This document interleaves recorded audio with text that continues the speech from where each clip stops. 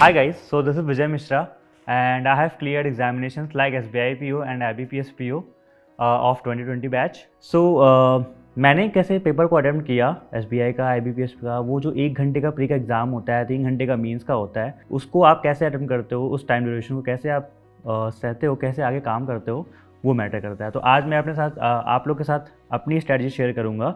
So are you ready to get started? So let's rewind to the exam day.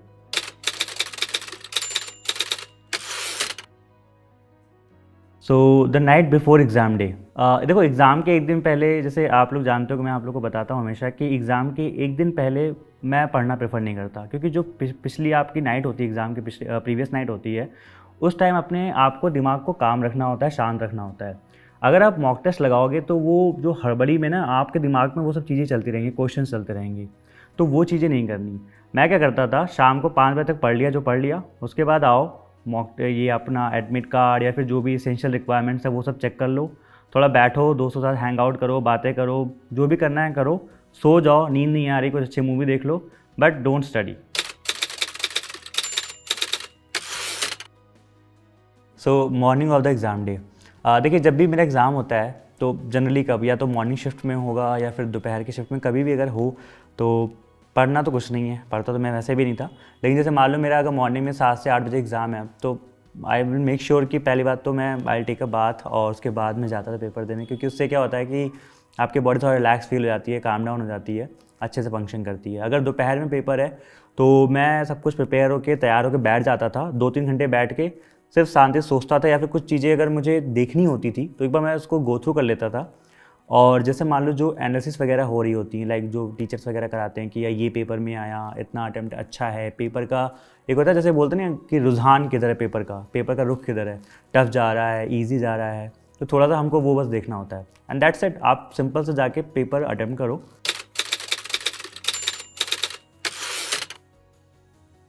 So reaching the centre.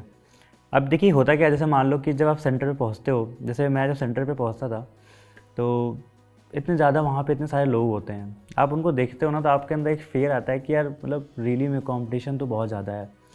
और ये होता था, मेरे साथ भी होता था, मुझे लगता है कि यार सब पढ़ रहे हैं, कोई कुछ बातें उसमें कर दे कि यार तूने ये पढ़ा भाई, तूने ये पढ़ा भाई, एक ये वाली चीज़ हो जाती है, तो फिर लगता है यार ये तो मैंने पढ़ा ही नहीं. कोई पता नहीं कोई मेथड की बात कर रहा है, यार अंकुश सर ने ये पढ़ाया था, थ्रेड मेथड बताया था, क्या ये हो पाएगा नहीं हो पाएगा, तो दिमाग में कुछ चीज़ें आती नहीं है, फिर लगता है कि यार मैंने ये पढ़ा ही नहीं है. तो इसको अवॉइड करने के लिए जो मैं एक चीज़ करता था कि चुपचाप एक गया चाय का दुकान पे, वहाँ बैठा और दूर से सबको ऑब्ज़र्व कर रहा होता था कि हाँ ठीक है सब अपने जैसे हैं, किसी ने कुछ कम पढ़ा होगा, किसी ने कुछ ज़्यादा पढ़ा होगा, बट ठीक है शायद मैंने जो पढ़ा है उन्होंने नहीं पढ़ा है.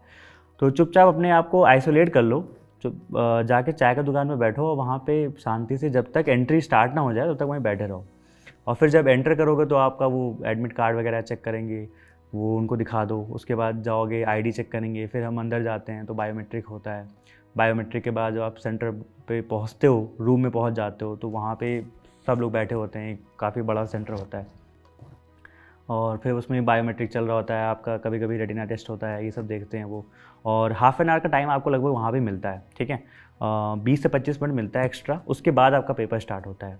तो उस 20-25 मिनट में भी चुपचाप वहाँ पे जाके आप पानी पियो और बैठो. और जो मैंने बोला था, जैसे आप ट्रैवल कर रहे हो, ट्रैवल करते समय जो आपके दिमाग में थॉट्स था कि पेपर कैसा भी आ जाए मुझे इसको अटेम्प्ट बेस्ट करना है, ठीक है, बस वो चुपचाप अकेले बैठ के सोचते रहा करो.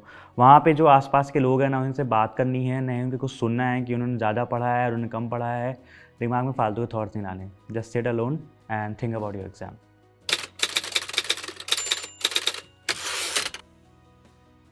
So getting the question paper. देखो जैसे ही एग्ज़ाम वो आपका स्क्रीन चल रहा होता है, वहाँ पे टाइमर चल रहा होता है ना, 9 मिनट, 8 मिनट, 7 मिनट, 1 मिनट जैसे ही बचता है, उसके बाद आपको ना आसपास हल्ला सुनाई देने लगेगा, कोई अपना सब कॉपी सेट कर रहा है, कोई सब कुछ एकदम दूर कर रहा है, सैनिटाइज़र, मास्क वगैरह ये वो, किसी का साइन नहीं हुआ है, सब में साइन रुक गया, ये वो बहुत हल्ला होगा, लेकिन आपका दिमाग बड़ा शांत रहेगा. आपको सिर्फ वो स्क्रीन दिखता रहेगा कि हाँ जैसे ही 1 हिट हो और ये पेपर खुलेगा तो मुझे पेपर को अटेम्प्ट करना है. तो उसमें बहुत ही नर्वसनेस, मतलब फीलिंग ऐसी आएगी कि ओके जैसा भी है, this is the moment which I have been waiting for, जिसका मैं वेट कर रहा था वो आ गया है मोमेंट. और अब मुझे अपना बेस्ट देना है, जो मैंने सोचा था अभी तक, जो मैंने स्ट्रेटजी अभी तक बनाई थी कि मुझे क्या करना है, वो आपको करना है। छोटे मोटे आपको ऑब्स्टेकल्स होंगे, जैसे कोई चिल्ला रहा होगा, किसी का पीसी हो सकता हो बंद हो जाए, तो आपके दिमाग में आएगा यार कुछ ऐसा ना हो जाए, लेकिन उसको कुछ सोचना है, कुछ भी ऐसा नहीं है। Just think about the paper, ठीक है। वो चीज़ें होती रहेंगी, वो बीच में आएंगे साइन लेने और पता नहीं क्या क्या होता रहेगा। That's a part of exam, वो हर जगह होता है, ठीक है। उसको कॉमन को मान के अपना आपको सिर्फ पेपर करना है।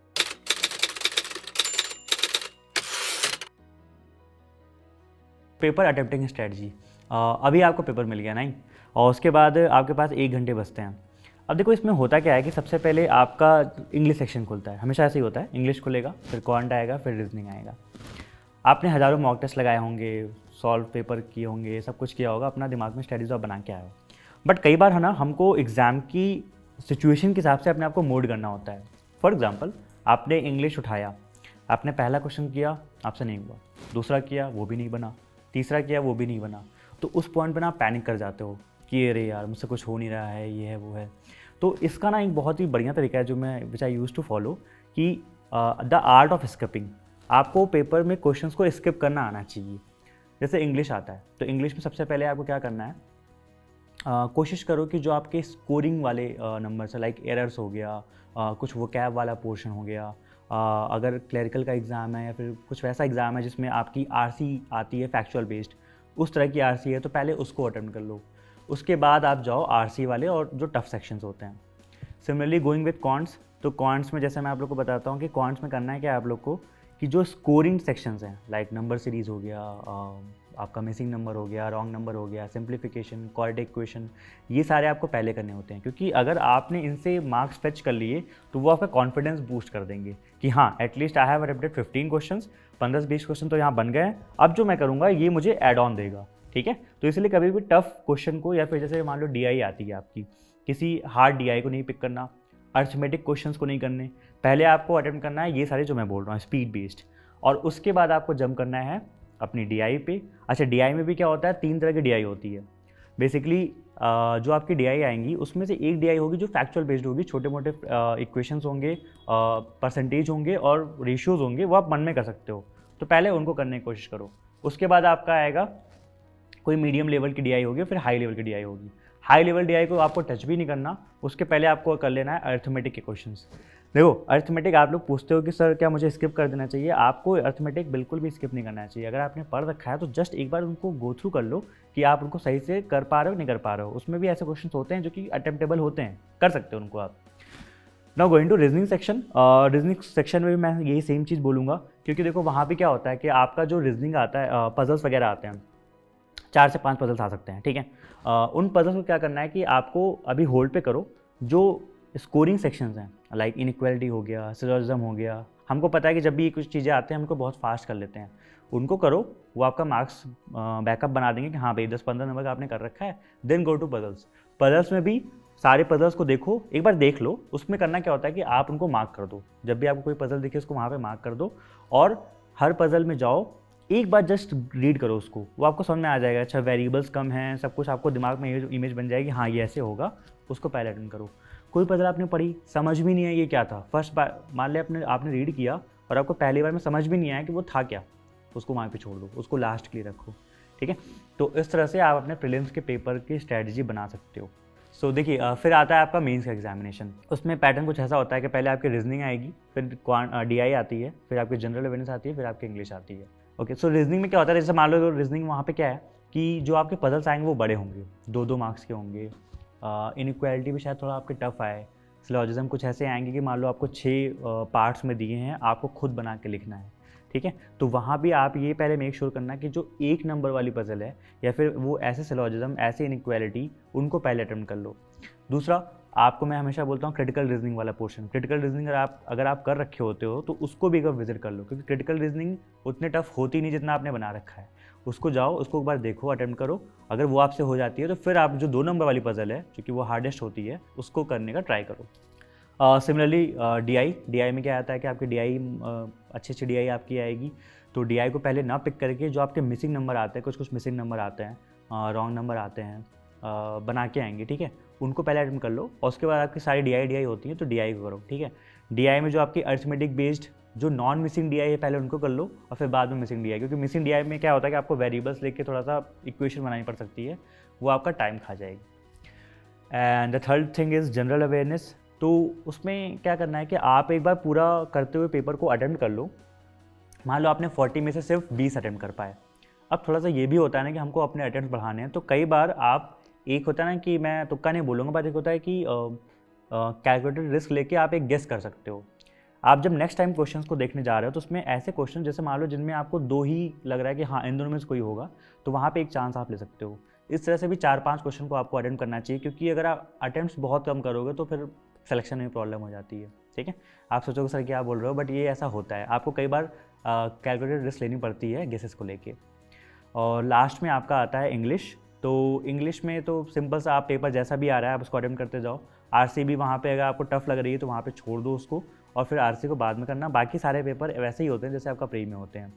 एरर आएगा आपका, पैराजम्बल्स आ सकते हैं। हाँ, पैराजम्बल्स जो हो गया, पैराजम्बल्स को भी लास्ट में करो, क्योंकि पैराजम्बल्स अगर सिंगल सेंटेंस वाले हैं तो वहीं पे अटेम्प्ट कर लो, बट अगर वो 2-3 लाइनर वाले हैं तो उनको बाद में करो, क्योंकि आपको पढ़ने में टाइम खा जाएंगे। इससे बढ़िया जो और चीज़ें हैं उसको पहले कर लो। ठीक है, so in this way you can attempt your mains paper. आप स्ट्रेटजी वहीं पे बना सकते हो पेपर को देख के। बाकी जो आप सोच के आए हो, जैसा आप मॉक्स में करते थे, ट्राई टू फॉलो दैट, उसको ही फॉलो करने की कोशिश करो। लेकिन एग्जाम में कुछ भी ऐसा चेंज होता है तो अपने हिसाब से आप अपने आप को मोड कर लो। ठीक है, ओके। सो अभी क्या है कि मेरे सामने एक SBIPO का क्वेश्चन पेपर पड़ा हुआ है प्रीलिम्स का, और कुछ मैं 2-3 क्वेश्चन मैंने इसमें पिक किए हैं जो मैं आपको दिखाना चाह रहा हूँ कि अगर आपको आंसर नहीं भी पता है तो आप कैसे एलिमिनेट करके जो आपकी रीडिंग स्किल्स हैं उनसे बना के आप आंसर को अटेम्प्ट कर सकते हो। फॉर एग्जांपल जैसे मेरे पास एक क्वेश्चन अभी मुझे दिख रहा है इंग्लिश का है कि an interview is a good chance to dash how candidates dash difficult situations. तो द फर्स्ट थिंग कि यहाँ पे डिस्कस या इम्प्रूव तो नहीं होता, क्योंकि कैंडिडेट्स इम्प्रूव्ड पास्ट टेंस तो वैसे ही नहीं आएगा। उसके बाद एसेस एड्रेस्ड, ये गलत हो गया। एनालाइज टैकलिंग कैसे होता है, how is candidates tackling different situation, simple सी बात है। ठीक है, और ये देखो पता है ये पढ़ने में सेंस में आपको गलत लग रहा होगा, अगर आपने इंग्लिश पढ़ी है इतनी आपको आइडिया लग जाता है कि how candidates tackling different situation, obviously it's wrong. और फिर लास्ट में आता है इसमें इवेल्युएट अप्रोच। तो ये लग रहा है कि an interview is a good chance to evaluate how candidates approach difficult situation. आपने ये लाइन कहीं पढ़ी भी होगी और आपको तुरंत ही दिमाग में क्लिक कर जाएगा, इसको टिक करके आगे मार्क करना है, ना पेन चलाने ना कुछ करना है, आपका टाइम बचेगा। ठीक है, तो एलिमिनेशन का भी ध्यान रखना। सो आप लोग को मैं एक क्वेश्चन और दिखाता हूँ इसमें। जैसे कि मान लो आपके सामने ना ये एक बड़ा सा आपको पैराग्राफ दिख रहा है, आरसी दिख रही है, रीडिंग कॉम्प्रिहेंशन दिख रहा है।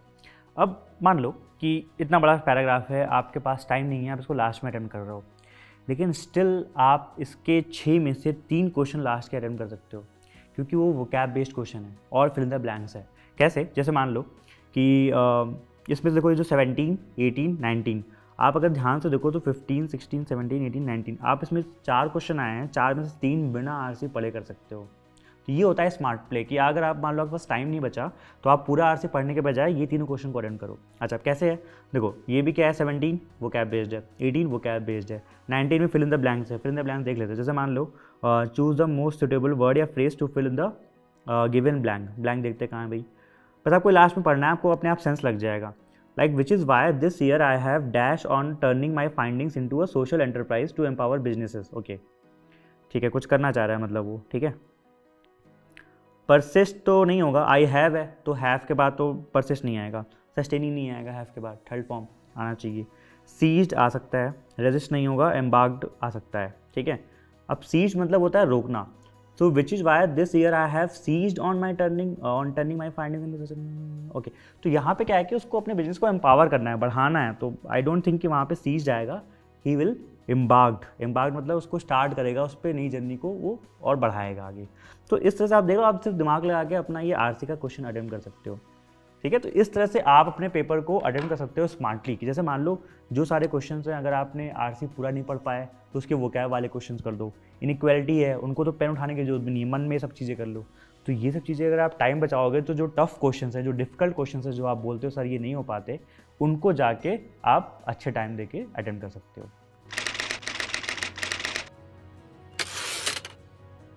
Finishing the paper. देखिए अभी आपका पेपर जब फिनिश हो जाता है तो उस पर स्क्रीन पे वो नंबर ऑफ अटेम्प्ट्स आते हैं कि आपने इतना अटेम्प्ट किया। यूजुअली हम हमेशा डिससेटिस्फाइड होते हैं कि यार और कर लेते। आसपास के लोगों से लेकिन कभी ऐसी बातें करो, जैसे मान लो कि एक बार क्या हुआ, मैंने पेपर दिया था तो उसमें जब मेरे शायद अटेम्प्ट 72, 73 के आसपास थे, और फिर मैंने आसपास वालों से पूछा तो उन्होंने बोला 60, 59, 52। तो फिर लगता है कि अच्छा ठीक है, मतलब अपना ठीक लगता है, तो अंदर से फीलिंग अच्छी आती है।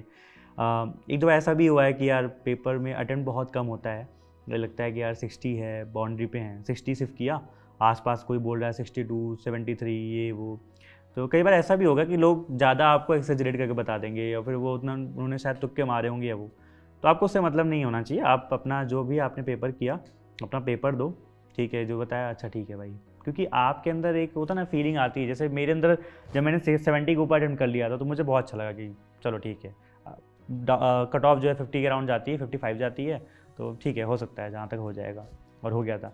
लेकिन जैसे मान लो कई बार ऐसा भी होता है कि एक बार मैंने पेपर दिया था और फिर मैं अटेम्प्ट 91 करके आया था, तो उसमें कट ऑफ ही 95 चली गई थी, तो फिर तो कोई मतलब ही नहीं है। आपको खुशी बहुत होगी कि हाँ मैंने अच्छा कर दिया, वो कर दिया, बट इट्स ऑल कि जब कट ऑफ आती है पेपर का कैसा होता है, उसमें करना ये है, कुछ नहीं करना आपको, आपने जो भी अटेम्प्ट कर लिया, you have given your best, और उसके बाद आपका कोई एग्ज़ाम है, जाके उस एग्ज़ाम पे लग जाओ, ठीक है।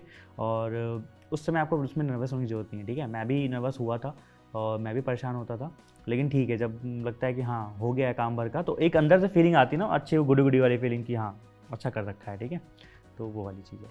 तो अगर अच्छा कर रखा है तो डोंट वरी, जाओ मेंस की तैयारी स्टार्ट कर दो, ठीक है।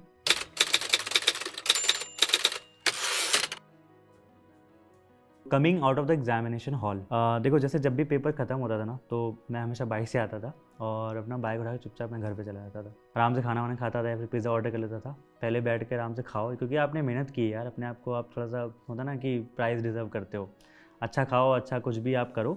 उसके बाद थोड़ा सा जो नेट पे बस चल रहे होते थे, एक मैं देख लेता था कि जैसे सारे टीचर्स वगैरह एनालिसिस करवाते हैं कि आज का पेपर ऐसा था, इतने अटैम्प्ट करोगे तो ठीक है, ये है वो है, फलाना ठिकाना, उसको एक बार देख लो बस, ठीक है कि हाँ आपका उस रेंज में है, या फिर जो भी है उन्होंने जो भी बता रहे हैं कि पेपर ऐसा आया था।